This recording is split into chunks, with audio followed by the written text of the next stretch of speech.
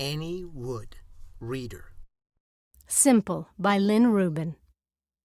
The man had the whole collection of Time Life Predators and the world's most hideous accidents involving pedestrians DVDs proudly displayed on his shelves. That should have given me a keen insight into things. But things being what they are and all, I couldn't stop myself from pretending to love him. But that was then. I've lived 14 lives in just 28 years. Wouldn't trade one of them in for anything, except maybe a guarantee of some sort. A guarantee that the next 14 won't be the same 14. Patterns, patterns, patterns. Like my pattern of taking in strays. I take in strays because they need a place. I clean them, fix them, feed them, love them, and happily let them go.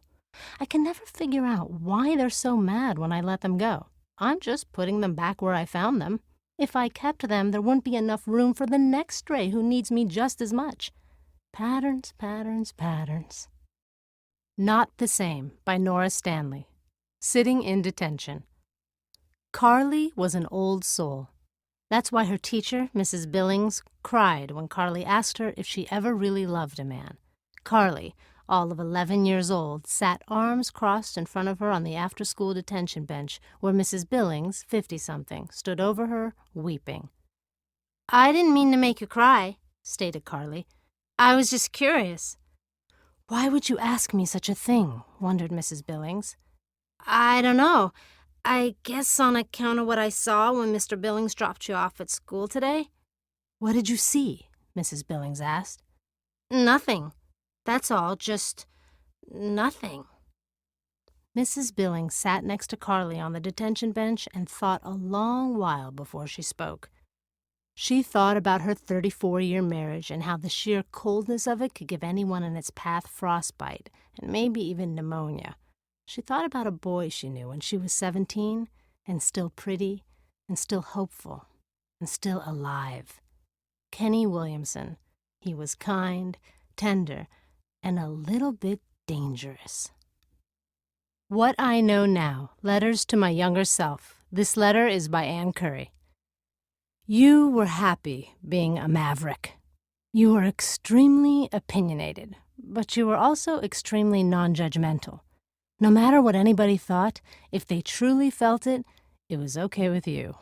You refused to judge other people. But now you're in the real world, and the real world seems to have no hesitation about judging you on appearance, so you're changing as fast as you can. You've cut off your waist-length hair, gotten a perm, and you wear floppy bow ties to the station. You're even cussing. No more horse feathers or heavens to Murgatroyd. You're spewing real curse words to make sure those old guys don't feel threatened by having a woman in the newsroom. Is it surprising that you hardly recognize yourself? You should understand that being different is fantastic. In fact, rejoice in all those things that make you different. Ultimately, it's not how you look or what group you're in that will determine your success in the world. I think you carve new territory.